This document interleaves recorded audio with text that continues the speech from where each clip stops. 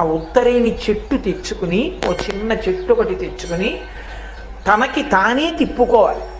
ఎవరో తిప్పరు, దృష్టిదోష పరిహారార్థం. తనకి తానే తిప్పుకోవాలి. ఆ తిప్పుకునేటప్పుడు మాత్రం ఒక శ్లోకం చెప్పాలి. శీతలోష్ఠ సమాయుక్త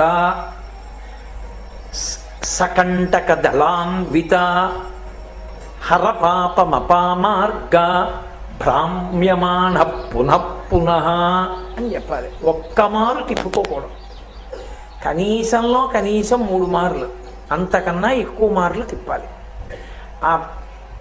ఆ చెట్టుని, ఆ మట్టి పెళ్ళలతో ఉన్నదాన్ని పట్టుకుని, ఆ ఉత్తరేణి చెట్టు తల చుట్టూ తిప్పుకుంటారు.